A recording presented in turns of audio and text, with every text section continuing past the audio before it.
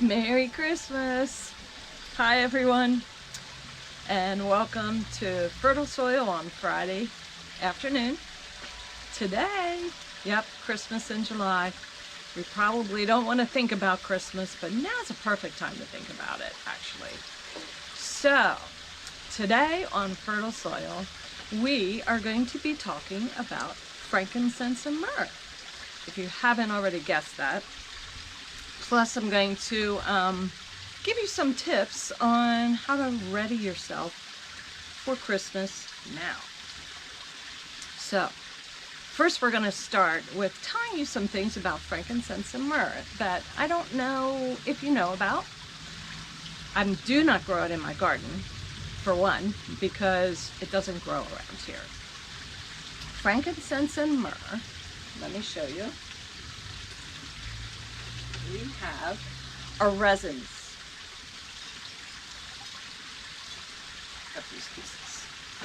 The resins from a tree. Frankincense comes from Boswellia tree, and what it is, and the same thing with myrrh. They're both a resin from a tree, and what you do is on the bark of the tree, either naturally or man-made. You scrape the tree, or when it gets a wound of some sort, then it oozes this milky white sap. And that sap comes out, and when it hits the air, it gets hard. And it's called frankincense tears when it comes out. I don't know if you can see it very well. Hopefully you can. It's hard. It's resinous. Here's a good little frankincense tear. It looks like a drip, because that's what it does. It drips from the tree. And then it gets scraped off and saved. Myrrh, it comes from a different tree / bush, and that's Camelphora. And it's very similar. However, it's a little bit more darker brown and more crystallized. But they're both very hard at this point. Now, frankincense and myrrh, amazingly, have very similar properties, and they're used very widely. The main thing that frankincense and myrrh, I'm just going to say frankincense because myrrh has very similar properties. It has a little bit, maybe more medical properties is what it was used for more, but they're very, very, very similar. So frankincense and myrrh are used mainly in perfumery and incense. That is what they're most popular for. However, that's not the only thing they're good for. So I have tons of it. I bought it several years ago by the pound, and it goes a long way. It smells ancient. Just the smell of it almost transports you back. So you can use frankincense and myrrh just so, and these little tears, what they're called, they feel like stones. You can use them as incense. I'm having a hard time getting my charcoal lit today because there's a breeze going, and it might catch after a while. But this is self-lighting charcoal that you can buy. You can light it, and you just put your frankincense and myrrh on that hot charcoal, and you have your incense automatically. You don't have to mix it with anything. You don't have to do anything special to it. It melts and it smells wonderful. Now, it does get a little smoky. So I like to light frankincense and myrrh on Christmas Eve at some point of the evening. But I usually do it outside on my back porch and just sit and take it all in at that point in time. If you light it in your house, I will admit, it does get a little smoky and it might set off your fire alarm. You don't want that to happen on Christmas Eve. Outside in my garden, I light it a lot. It lasts a good while. That little briquette that self-lighting charcoal, and if you put those on there and it lights when I'm out gardening, I light incense a lot when I'm outside just because it feels good. It smells good too. So frankincense and myrrh are great incense. So where is frankincense can come in a powder as well. Frankincense powder, it's just really fine ground up powder. Frankincense can be taken internally.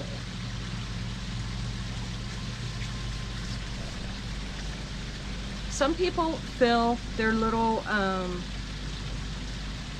are these called? The pill vials, the little pills that you can buy and fill with herbs and so forth. Some people take frankincense that way.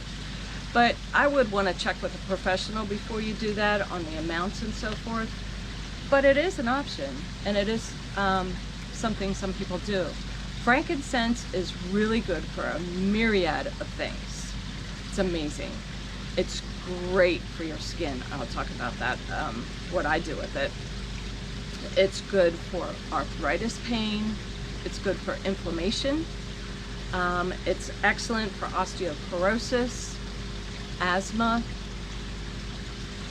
And one of the things that they have found in the recent years is and they're still testing it, but it is great and it reduces tumor growth.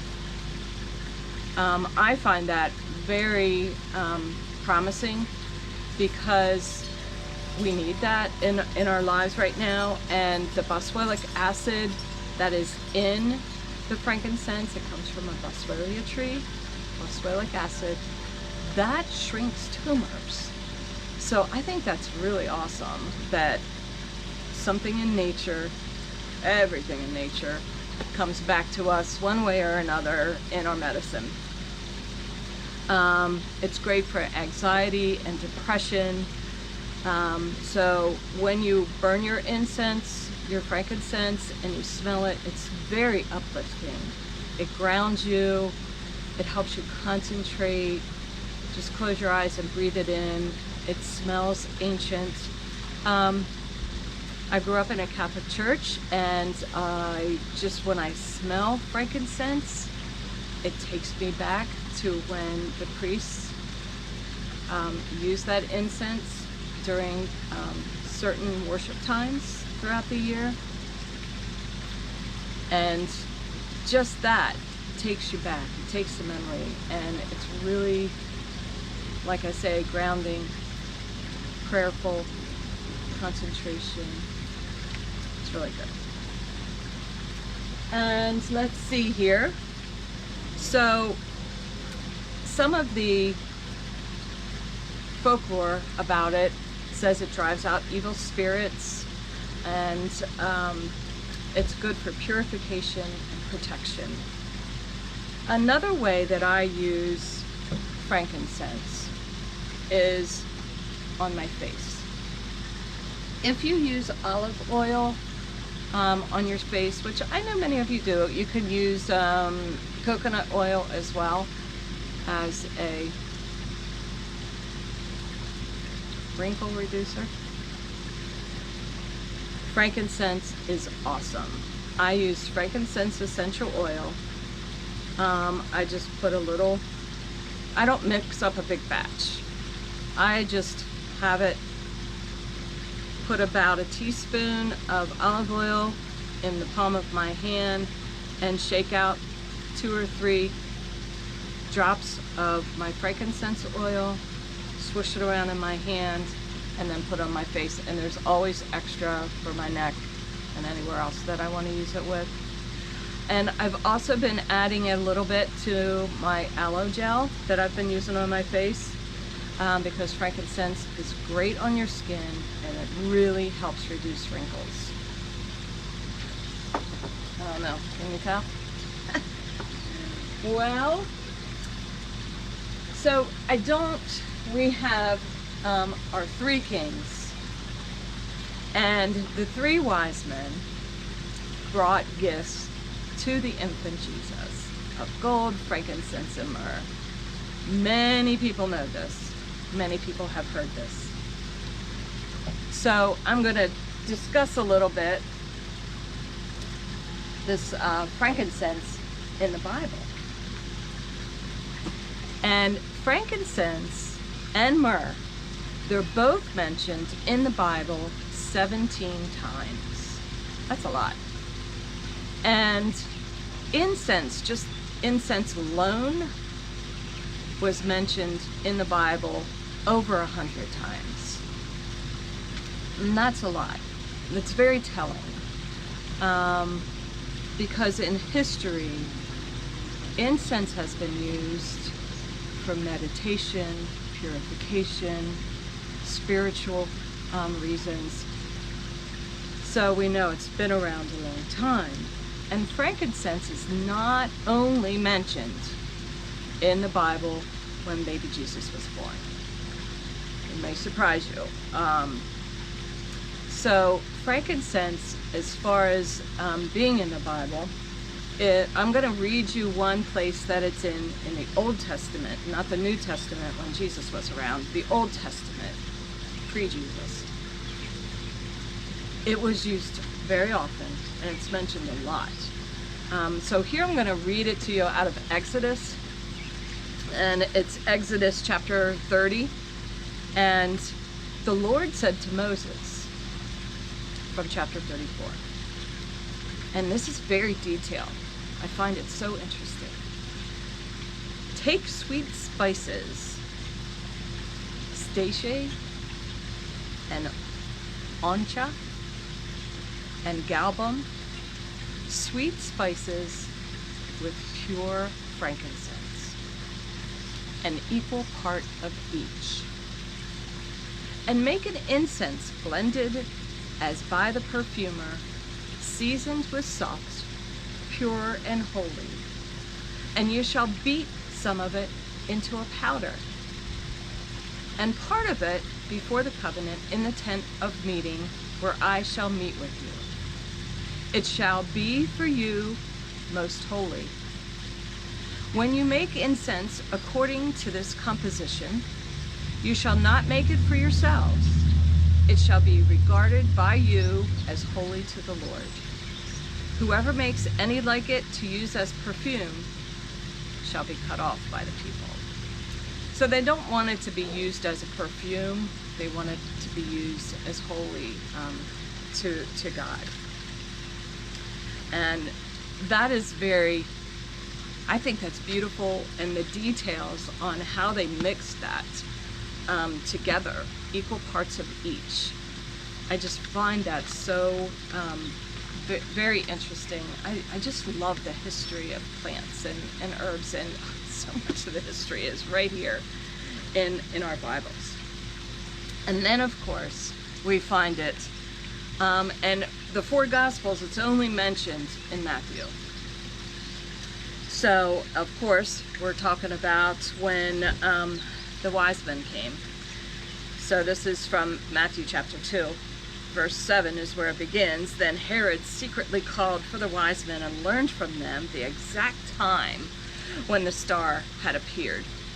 Then he sent them to Bethlehem, saying, Go and search diligently for that child, and when you have found him, bring me word so that I may go and pay him homage. When they heard the king, they set out, and there ahead of them went the star that they had seen at its rising, until it stopped over the place where the child was. When they saw that the star had stopped, they were overwhelmed with joy. On entering the house, they saw the child with Mary his mother, and they knelt down and paid him homage. Then, opening their treasure chests, they offered him gifts of gold and frankincense and myrrh. So these ancient herbs have been around for a long time, and they were very precious as gold. They were considered very, very valuable. And the reason, a little summary of the meaning of gold and frankincense and myrrh is the three gifts have a very spiritual meaning. And gold for virtue, frankincense for prayer or deity, and myrrh for suffering or death. So if you think of those three things around Jesus, makes you think. So now, with the frankincense and myrrh that we have here, I'm pretty much done talking to you about those. They can be purchased online. I'm not going to tell you where, because you guys all can find places. And when you get them, you probably have to order a bulk amount. But what a great Christmas gift to give someone is a vessel to burn it in, a hunk of charcoal, some frankincense and myrrh, maybe a little explanation, instruction, the verse from a Bible. That would be a really great Christmas gift. So here at my potting bench, I have a little Christmas tree up, and I have my lights on to kind of put us in the mood.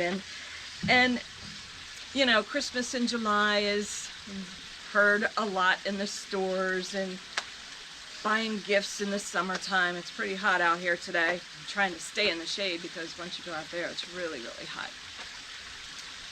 But right now is a good time to start creating your Christmas gifts and start thinking about it. Because in your gardens right now, or in my garden right now, I should say, everything is growing prolifically. This is the time where I'm cutting things down and drying things. Sometimes I do that and I don't have a particular use in mind when I'm cutting down my lemon balm or my mint or the hyssop, rosemary, whatever's out there. But I want to save it. It's a passion. It's actually probably a sickness that I'm growing all this stuff, and I don't want it to go to waste. But start thinking about what you could do for gifts, for seasonal gifts, because the season of giving is at Christmas, and whether you do it because you're a Christian, or maybe you don't even celebrate Christmas, but it's usually a time of the year when we exchange gifts with our friends, with our relatives, to show love. And what a neat thing to do is to share something from your gardens that you're growing. One thing that I do not grow in my garden, but I'm going to give you a little tip on how to make, is a spice necklace. It's so fun to do, and it's easy. You would never guess how easy it would be to string up really hard spices, okay? Doing it now is so good because it feels good when you're holding it and you're smelling it. And who wants to rush around right before the holidays? I'll admit, I do that sometimes too, but I'm trying to think ahead more and more. And especially this year, I'm not quite sure how good shopping is going to be for us all. And I love getting homemade gifts. So, this spice necklace has star anise and allspice, cardamom pods, and cinnamon. And you're like, how can I cut cinnamon into those pieces like that? Well, you soak it overnight in some water. Ta-da! Done. They get soft and firm, and what you need to do is, the best stringer ever is dental floss. Hi, Kathy. She's my friend that works in a dental office. I save all those little samples of dental floss I get, and I use the dental floss I floss my teeth too, don't worry. So here's a piece of allspice, and watch how easy, if you ever felt allspice, it's hard as a rock, but when you soak it, you can string it. It's really nice. Now we have our cinnamon stick, and another thing, which are very expensive right now, but this is a vanilla bean pod, and this is a cinnamon stick. My vanilla bean pods I have had probably 25 years. I bought these a long time ago, and I have them stashed in a jar. They're very precious. One of these costs $8 or $9 right now. I don't know, I bought a couple pounds of them. So I'm almost out. I only have like, I don't know, maybe 20 left after all those years ago. But they are a little hard right now, so I don't use them for fresh cooking because they're pretty dried out. Still smells like vanilla though, and it is a little hard, so you can just cut it into pieces and string it on your necklace. And I'm telling you, vanilla smells after several years. Cinnamon sticks, cut right with the scissors, very easily. Cloves that are really hard, soak them overnight. You can get that needle right through there and put it on your necklace. And you can make a beautiful necklace for yourself, for your friends. If you do it now, then you're prepared ahead of time. There's many other seeds and pods that you might find as you're hiking or walking around that are small enough to put on a necklace. Just remember, you don't want to put anything on there that's really scratchy or, you know, that'll poke somebody or hurt someone. But most things are okay. Seeds. I use Job's tears as well.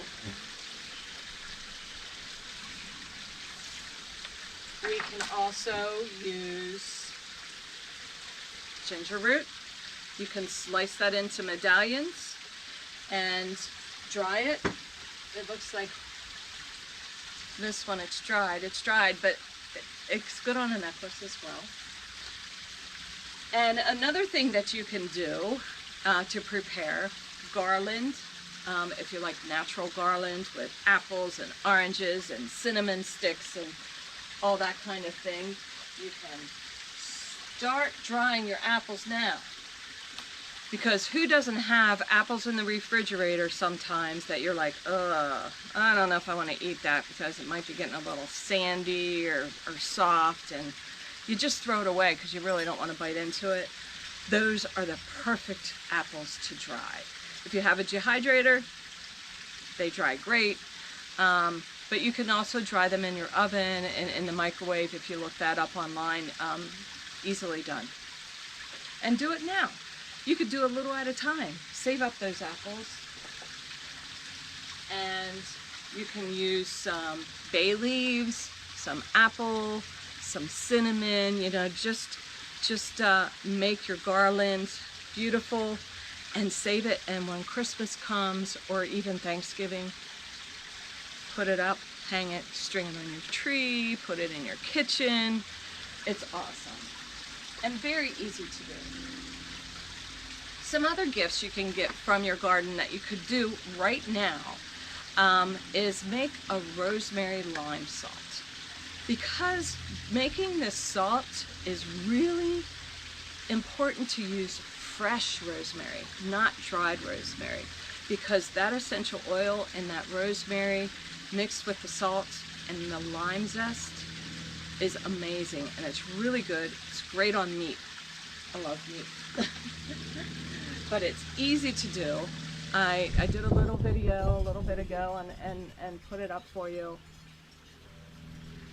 If you pack them now, they'll be ready for Christmas. And I will tell you that these little canning jars that you can get now, because after all, it is canning season, these are really, you can find the really small good sizes that people were buying to make jelly and so forth. In the winter, they're harder to find. So start thinking about picking these up now for your homemade gifts later. You can make bath salts or foot soaks. You can make beautiful flower petal facial steam. You can dry your lavender, you can dry your roses, you can dry your chamomile, layer it in a little jar and give that as a gift for Christmas, for a facial steam for someone. I'm finding that a lot of people don't take baths as much as they take showers. So I try to be creative and think of other things that they can use, bath salts or you know, potpourris and things. Instead of putting it in a bathtub, you can soak your feet, you can do a facial. And speaking of potpourri, that is another good way to use all those herbs in your garden that you're not quite sure, the lemony flavors and the scented geraniums, and there's just so much growing out there. You can put anything into a potpourri and mix it up and give it as Christmas gifts. And it looks great in a jar. Dry your flowers. There's a lot blooming in my garden right now. Let's see here. Right now,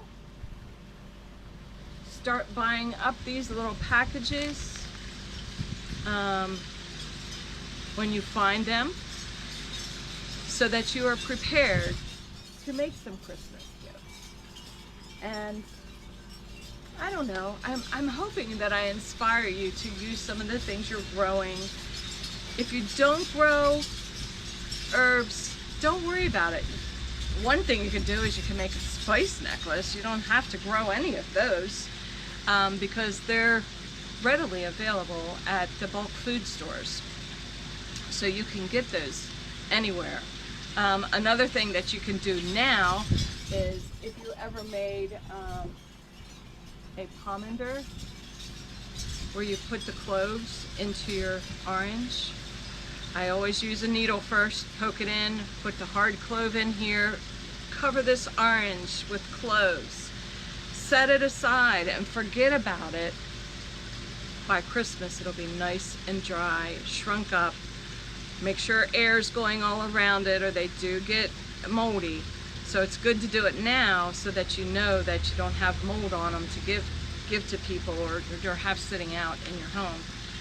Google that too. You can see how to make them. It's really easy. I'm just here to inspire you.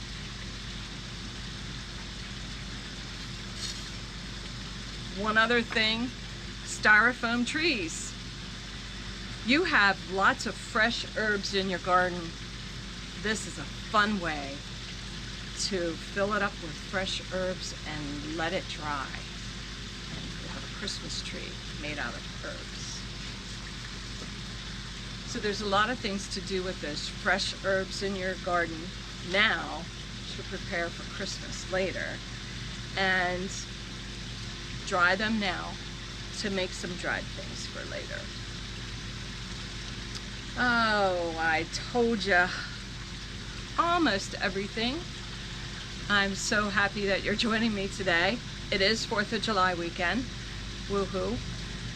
Don't forget, it's Christmas in July also, so start thinking about that. I think next week on Fertile Soil, we are going to talk about making herbal teas, and I'll highlight one of the tea herbs next week, but we're going to talk about herbal teas and making your own blends and what benefits some of them have in a different kind of tea.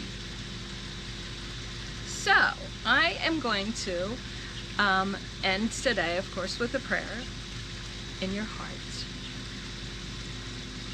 Gardeners and friends, let us look together to God's guidance, transforming the troubles of our nation into requests for resolutions.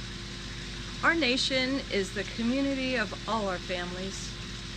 Lord, make our nation beautiful by strengthening our families, and give us wisdom to all get along. What a blessing it is to enjoy the freedoms we so often take for granted, and bless those who have served and continue to serve their lives for our freedom.